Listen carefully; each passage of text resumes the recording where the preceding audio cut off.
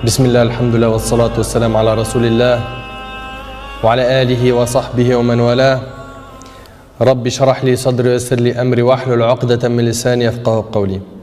Et j'ai envie de vous raconter une super belle histoire qui a été racontée par un de nos savants contemporains. Wallahi al-azim, qu'elle est très émouvante. C'est l'histoire d'un homme qui a dit à sa femme: et si on allait manger dans un restaurant? Elle lui répondit: non, je te propose plutôt d'aller le demander à une autre femme. Moi, je ne mange pas au resto avec toi, va manger au resto avec une autre femme. Il s'étonna, il lui dit: je t'invite à manger et tu me dis de sortir avec une autre femme? Mais comment ça? Je ne suis pas de ce genre d'homme. Et quelle femme tu parles? Et de quelle femme tu parles? Elle dit: ta mère. Imagine la scène. Ta mère, je renonce aujourd'hui à ton invitation pour que tu invites ta mère. Ça fait longtemps que tu ne l'as pas invitée à manger ou à se promener, sors donc avec ta maman. Il lui a dit qu'Allah te récompense.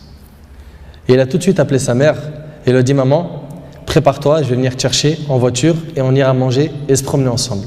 Sa mère ne l'a même pas cru. Sa mère ne l'a pas cru.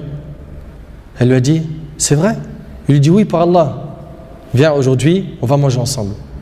Entre nous, billah alaykum. Qui d'entre vous, parmi les frères mariés, a déjà fait ça avec sa mère?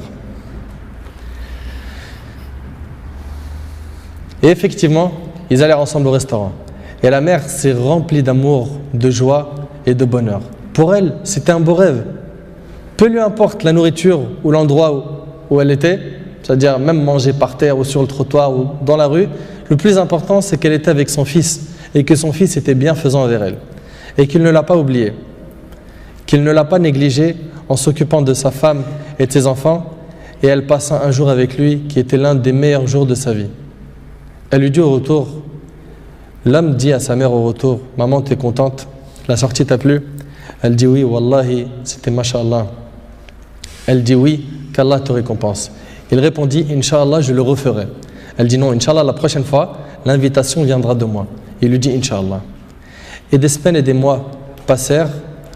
Le frère a été occupé, puis sa mère tomba malade et mourra. Qu'Allah lui fasse miséricorde. Son fils était très triste. Et quelques jours plus tard, il reçut une invitation au restaurant pour lui et une autre personne, et cette invitation était déjà payée. Étonné, il se demanda de qui vient cette invitation déjà payée. Il est parti alors avec son épouse au même endroit où il avait mangé avec sa mère, et là une lettre l'attendait de la part de sa mère.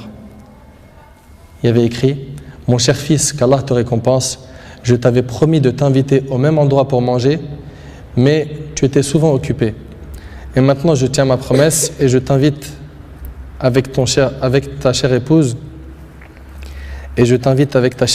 qu'Allah vous récompense.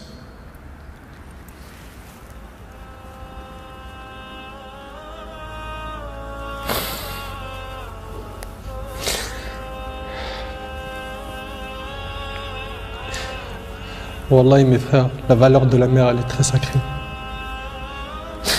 Faut pas la mettre en colère. Cette histoire d'amour entre cette épouse et sa belle-mère est magnifique. J'espère que nos frères et sœurs vont tirer des leçons de ce genre d'histoire d'amour entre les épouses et les belles-mères et d'essayer de reproduire ce qui s'est reproduit dans cette histoire. C'est qu'après le décès de la mère qu'on connaît sa valeur. Votre mère, si elle a envie, profitez, embrassez-lui ses pieds. Demandez-lui pardon pour les manquements, pour les mauvais comportements. Vous récolterez le succès, Inch'Allah.